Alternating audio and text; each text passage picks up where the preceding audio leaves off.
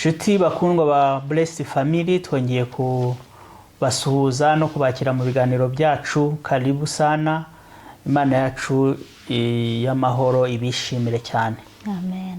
Ne Emmanuel nk'ibisanzwe Na Betty. Karibu sana rero, kandi nukuri reka tugubwe neza turi hamwe muri iki kiganiro tugiye kubanamo hamwe. Reka dutangire dusenga. Uwiteka Imana yacu turagushimye, Nyiringabo, Nyiribambe, ku buntu bwawe n'urukundo rwawe byatumye tuba bazima, tukaba tubashiye kongera guhurira muri iki kiganiro, ari twebwe ari n'abakunzi bacu barimo baratureba hirya no hino. Uwiteka Imana yacu reka ushyire ibikwiriye mu kanwa kacu kugira ngo tubashe guhugurana nk'uko twabyiyemeje, kugira ngo tubashe gufashanya, kugira ngo tubashe guhumurizanya, kugira ngo tubashe kwigishanya kubidufitiye umumaro, kubidusunikira muri cya gitondo, kuzabonana muri cya gitondo cy'umuzuko. Reka Uwiteka Imana ugumye uduhaze ibikwiriye kandi byiza ku muntu wese uri kureba iki kiganiro. Reka tumwifurize ibyiza bimubeho, agubwe neza. Uwari mu kaga, uwari mu ntambara, reka umugirire neza. Reka uwari ufite ibibazo, wumvaga bimurenze, wari ubuze uko agira, reka abone ubuhungiro kuri wowe mu izina rya Yesu Kristo. Reka rero n'uyu mwanya utubere umwanya mwiza, uwo mwanya wo kuvuga ibyawe no kuvuga gukomera kwawe. Reka tukugireho umugisha muri uyu mwanya mutoya, mu izina rya Yesu Kristo tubisabye twizeye no muri presence y'Umwuka Wera. Amen. Amen. Amen. Rero umwanya tugiye kongera kuwuguha ku bantu benda babibonye batubonye ndabwa mbere birashoboka. Ni itsinda, ni Blessed Family, Emmanuel na Betty nkuko twakoze presentation, ariko mu by'ukuri tujya tugira umwanya wo guhugurana mu ijambo ry'Imana, niwo dukomeje muri iyi minsi. Ariko tugira n'ibindi biganiro cy'umuryango n'ikindi kiganiro cya kubera iki, aho tugenda tubibaza ku bibazo cyangwa se tugasubiza ibibazo abantu bibaza ku byerekeranye n'agakiza. Rero muvandimwe, uyu ni umwanya mwiza tugiye guha Betty kugira ngo atubwire ikimana yamushyize ku mutima. Karibu sana. Murakoze cyane abakunzi bacu, twongeye kubasuhuza n'ukuri. Imana yo mu ijuru bagire neza kandi biteho. Ntabwo nshaka gufata umwanya munini cyane, ahubwo ndashaka kugira ngo dusome ijambo ry'Imana. Ijambo ry'Imana muri iyi minsi rifite umumaro kandi ridusubizamo imbaraga, ridusubizamo intege. Ndashaka kugira ngo nkubwire wowe ukurikiye iki kiganiro uyu munsi wa none, yuko muri iyi minsi tube maso, kubera yuko umwanzi Satani yarahagurutse. Umwanzi Satani ahagurukiye abakunzi b'Imana, abakunzi inshuti z'umwuka, abazi Yesu Kristo, bamwemeye nk'umwami n'umukiza. Satani yarahagurutse ariho ararwana. Reka twebwe rero, kuko tuba turwana n'ibyo tutabona bitagaragara, reka ahubwo tujye dusoma ijambo ry'Imana ndetse turusheho no gusenga, kubera yuko nibwo niko gukira kwacu. Ndashaka ngo nkubwire ko muri iyi minsi ubu turi mu kwezi kwa 11. Ukwezi kwa 11 n'ukwa 12 ni amezi Satani aba ashakamo cyane ibitambo. Uzitegereze cyane urebe muri iyi minsi Satani aba ashaka kwiba abantu, aho naho ibitambo biba bitambwa mu buryo budasobanutse, ukabona abantu barapfuye mu buryo budasobanutse, ukabona ari abatoya, ari abakuru, araba mbese inzego zose z'abantu bagatambuka, bagapfa, bakagenda, utazi ukuntu ibintu bigenze. Rero nkatwe abamenye Uwiteka bamenya n'imiburo yuko Satani ajya akora, tukamenya n'uburyo twitwara. Amen. Amen. Rero muri iyi minsi tugomba kuba maso, tukanasenga, twinginga Imana kugira ngo iduhishe kandi twongere iminsi yo kubaho. Amen. Ibyo bintu byose birashoboka, kubera yuko na Bibiliya twabonyemo umuntu tugiye gusoma winginze Imana. Imana yanamutumyeho ikamubwira ngo nasezere, uwo muramuzi na Hezekiya, ngo nasezere iby'inzu ye kubera yuko ngo agiye gutaha. Icyo gihe we yari yanarwaye. Ariko muri iyi minsi ushobora kuba uriho uyu munsi wa none utanarwaye. Abantu benshi benshi muri kubumva bari gutaha, abana batoya rwose bari gutaha, ukumva ibintu birababaje biteye ubwoba ukuntu. Ibyo bintu rero Satani ariho arakora muri iyi minsi, ntabwo yahwemye kubikora, aracyabikorana, n'ejo azabikora, n'ejo bundi kugeza iyi si izarangirira. Satani rero arakanuye amaso gutya. Mu kwezi kwa 11, kwa 12 ni amezi Satani aba arekereje gutya ashaka abo yaconshomera. Reka rero bene data, muri iyi minsi twongere natwe dukanguke, tube maso kugira ngo uwo Satani twirinde impande n'impande aho ashobora guturuka, kubera yuko Uwiteka Imana Nyiringabo ashobora no kukugambiriraho ikintu, kubera yuko wenda bazi ibizakuba ejo. Ariko hari igihe wongera ugatabaza, ugataka, ugasenga nk'uko Ezekiya yasenze, Imana ikongera ikavuga tuzi ko ari byo, reka nongere umuntu wanjye nongere ngira icyo mwongera, kubera yuko yantakiye nkabyumva. Imana birashoboka kuko tugiye kubibona. Reka dusome muri Yesaya. Reka dusome muri Yesaya, ni igice cya 38. Ni igice cya 38 umurongo wa mbere.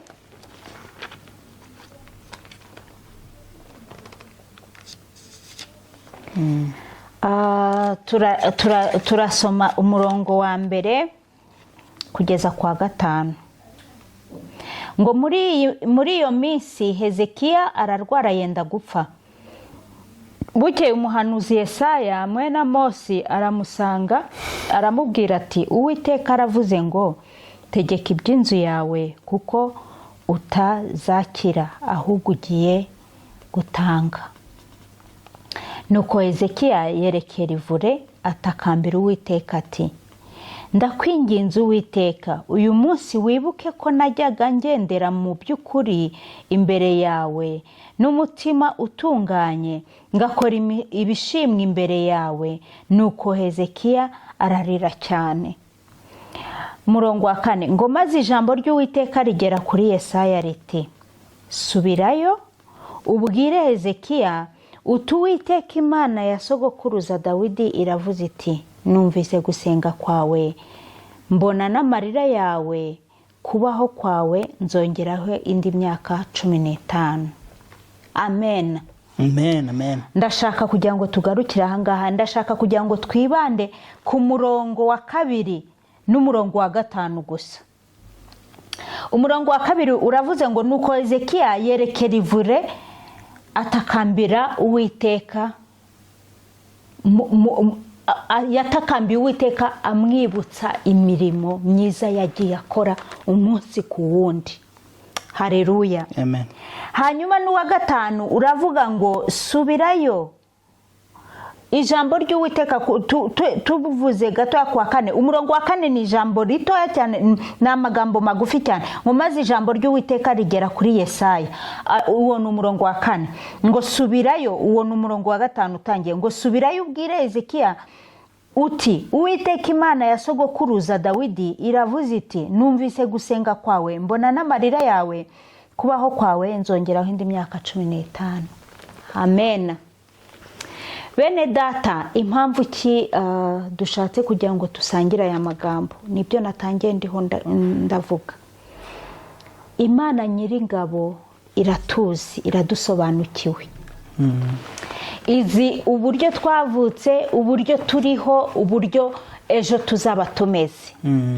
Twebwe nk'abana b'abantu tuzi ejo hashize, tuzi n'ahacu uyu munsi, ariko imbere yacu, future yacu ntabwo tuyizi. Ibyo Uwiteka Imana yacu ibihazi. Niyo mpamvu Uwiteka yararebye abona Hezekiya yararwaye, arangije atuma umuhanuzi Yesaya ati genda umubwire, kuko umuhanuzi Ezekiya yarazwi n'Uwiteka. Yesaya umuhanuzi w'Imana iramutuma ati genda ubwire Hezekiya asezere ku muryango we, yitegure kuko atazakira ahubwo agiye gutanga. Imana hari igihe ibituzi neza, ituzi dusobanukiwe, ikanatuburira, ikadutumaho n'abakozi bayo. hanyuma rero Yesaya yarirukanse ajya gutumikira Uwiteka, abwira Hezekiya ati nyamara nusezere kuko Uwiteka yakuntumyeho. Uretse uyu munsi ubwo abahanuzi b'ibinyoma aribo baje, n'abahanuzi basigaye bihanurira ibyo bibwira gusa, gukora ibyo bishakiye, naho ubundi kera abahanuzi b'Imana bari bubashwe. Wabonaga umuhanuzi akandagiye mu nzu yawe ugatangira kwitwararika kuvuga uti se yemwe ni iki cyabaye, Imana intumyeho iki, se ni byiza cyangwa ni bibi, ugatangira ukimwinyamwinyuka ugashaka uko wifata kugira ngo wumve ibyo Imana igutumyeho. Naho ubu ngubu ushobora kubona umuhanuzi araje aradumbukije hariya akakubwira ibi n'ibi kandi mu by'ukuri ari guhimba kuko ari ibyo yishakiye. Ariko ni ukuri hari abahanuzi b'Imana babayeho na n'uyu munsi, kandi hari abo Imana yishigarije. Ntabwo ari babandi baza kugura bakubwira ati teka inkoko kuko ndaje kuguhanurira. Oya, ntabwo abo ngabo ari bo, ntabwo twebwe tubashaka mu izina rya Yesu. Imana ijya inabaturinda, Imana ijya iduha abahanuzi bazima bakiriho Imana yishigarije. Amen. Nuko rero ngo umuhanuzi Yesaya aragenda aramubwira ati tegure kubera ko ugiye gutaha. Ntabwo Hezekiya yasuzuguye yuko ari Imana itumye Yesaya, ntabwo yabisuzuguye, ahubwo yaravuze ati yewe Imana Nyiringabo iramburiye ngo ninsezere. Yarabyumvishe cyane, icyo yahise atekereza, yaravuze ati Imana yanjye rero ishobora byose. Ibi ngibi uko byagenze intumyeho yuko ngiye gutaha, ndabizi neza Imana ishoboye byose, nta na kimwe kivaho. Uburyo ubu buzima nabuvamo ibishatse, ni nk'uko ishobora no kunyongera ubundi buzima, nkongera ikanyongera igihe, kuko mbona yuko igihe cyanjye ngikumbuye kuba n'abana n'umuryango wanjye, ngikumbuye kuba n'abana banjye, ngikumbuye kuba n'abana n'umugore wanjye, ngikumbuye kuba n'abana n'abavandimwe. Rero icyo gihe Hezekiya yarabitekereje, aravuga ikintu nakora niki, nuko nanjye nakwihutira kuwiteka nkongera nkamwibutsa imirimo nakoze, wenda arangirira impuhwe anyongerera imyaka yo kubaho. Kandi ibyo ngibyo byarabaye. Icyo yakoze ni iki Hezekiya rero? Hezekiya aragiye arahindukira ivure, aragenda aririra Uwiteka, atakambira Uwiteka, amwibutsa imirimo myiza yakoze, kuko yabayeho mu gukiranuka, kuko yabayeho afasha imfubyi, ko yabayeho afasha abakene, ko yabayeho akora imirimo myiza yose. Twabisomye hariya ku murongo wa 3. Ndakwinginze ngo Uwiteka uyu munsi wibuke ko najyaga ngendera mu by'ukuri imbere yawe n'umutima utunganye, nakoraga ibishimwa imbere yawe. Nuko Hezekiya ararira cyane. Hezekiya yarize ari kwibutsa Imana imirimo myiza yakoze. Mwene data, muri uyu mugoroba ndagira ngo nkubwire, muri iyi minsi turimo, iyi minsi natangiye nkubwira yuko ukwezi kwa 11 n'ukwa 12 n'amezi abadasobanutse, kuko Satani nawe aba yashikoye, aba yakangutse cyane, ari gushaka abo yiba, abo yica, abaconcomera, kuko imigambi ye ni 3: ni ukwica, kwiba no kurimbura. Iki gihe rero aba yahagurutse cyane, kubera yuko Satani nawe aba yahagurutse cyane, ashaka abo yiba, abashaka abo aconcomera, ashaka abatambamo ibitambo. Ariko twebwe mwene data, ndakwinginze kugira ngo nawe muri iyi minsi ukore cyane, ugire imirimo wakwibutsa Imana buri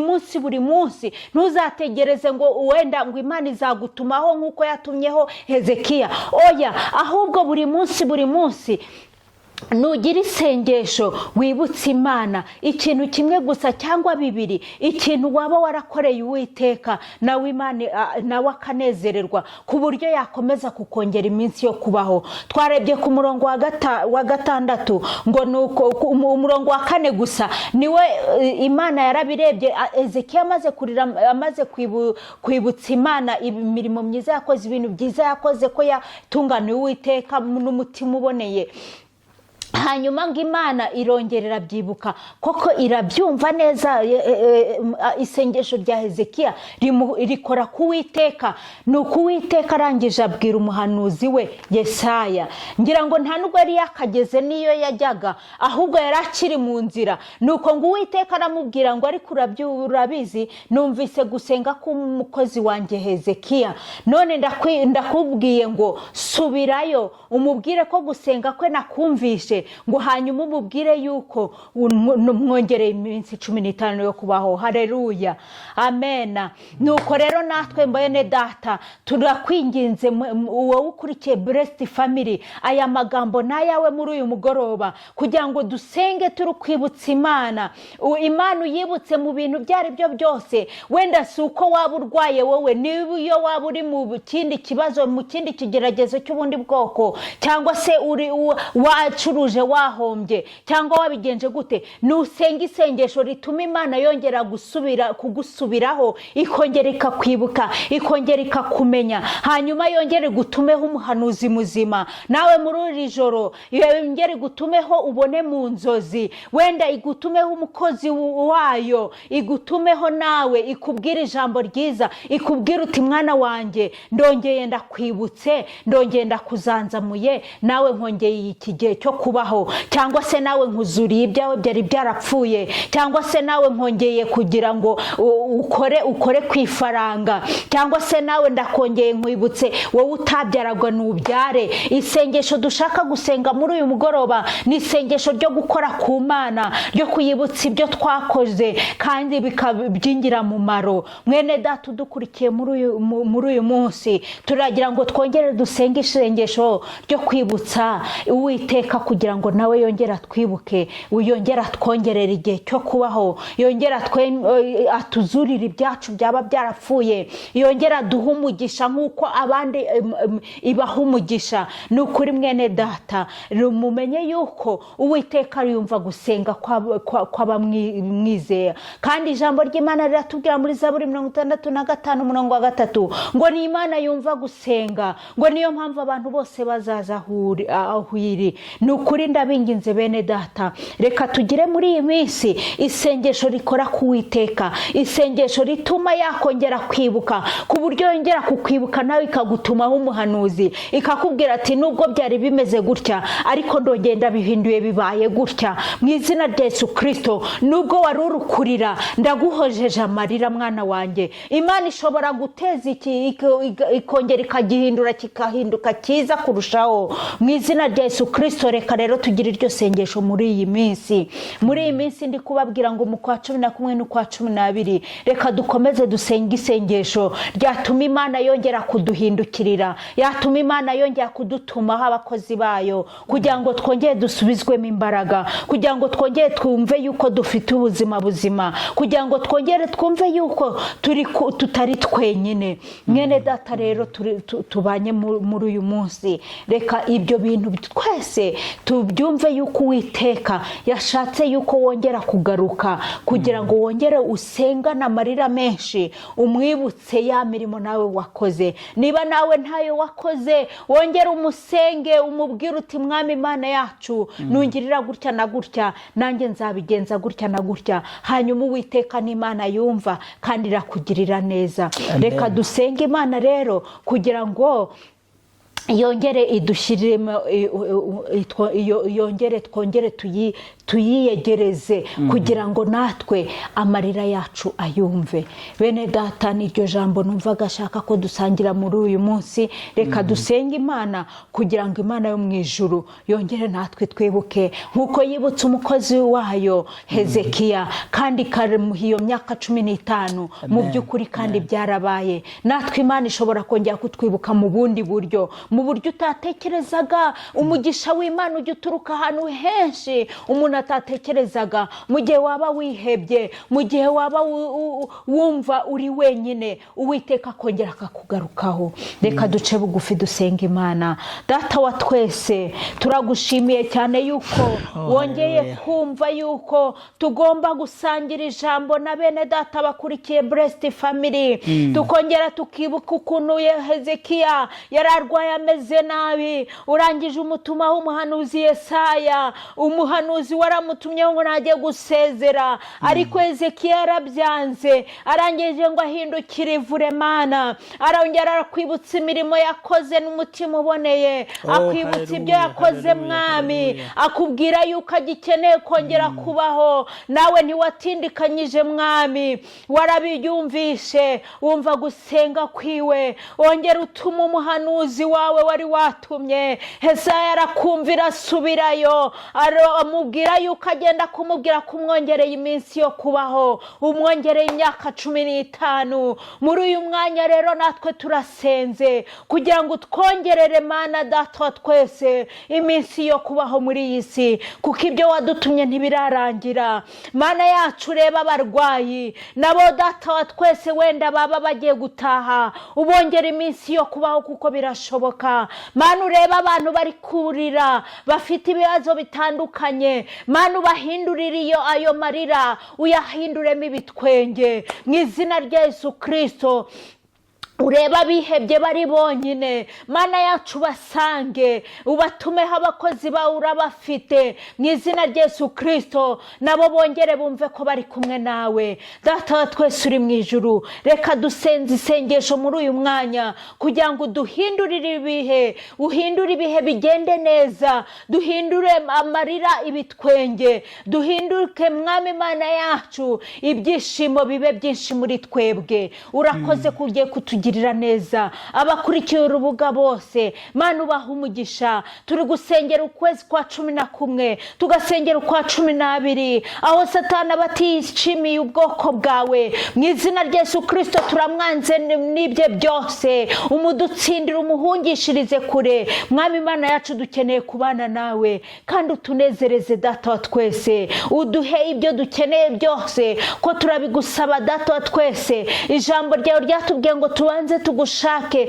dushake mu maso yawe no gukiranuka kwawe, ngo ibindi byose tuzabyongererwa. Turasenze muri uyu mugoroba rero kugira ngo ibyo byose wongere ubiduhe Mwami, mu izina rya Yesu Kristo. Tugushake tugushaka tudashidikanya yuko uri Imana yacu. Urakoze ko wumvishe gusenga muri uyu mwanya. Isengesho ryawe ryacu Data rikugezeho kandi turabyumva neza yuko uri kumwe natwe. Nutunezereze rero nk'umuryango wacu mugari waduhaye, kandi tunezerewe yuko twumvishe kandi ubidukoreye ibyo dusenze byose, yuko ubidukoreye mu izina ry'Umwami wacu Yesu Kristo watubambiwe. Amen. Haleluya. Imana yacu iguhe umugisha cyane. Byari ijambo ryiza kandi ndibaza ko ababwiwe tufite amatwi yo kumva, kandi n'ukuri icyo nakwifuriza mwene data nuko wagira ibyo ntiwakwibutsa Imana, nuko wagira ibintu bikora ku mutima w'Imana ukora mu mirimo yawe, mu myitwarire yawe. Mbese hari ibintu ufite wakwibutsa Imana mu gihe gikomeye, ukavuga atari ko Mana wibuke ko hari ibi bintu nakoze, hari ukuntu nanjye nabigenje, kandi hari imirimo nanjye nakoze. Mbese hari ikintu wakwibutsa Imana mwene data mu mirimo yawe ya buri munsi. Kuko ntibibe nka bya bindi kandi bamwe bibukije Yesu yari ari kuvuga ngo bibukije ngo rega ngo twahanuye mu izina ryawe, ngo twavuze ngo twakoze ibingibi mu izina ryawe, akavuga ntabwo nigeze mbamenya. Reka tube abamenywa n'Imana, twagira icyo twibutsa tugasanga turi mu gitabo cy'imirimo.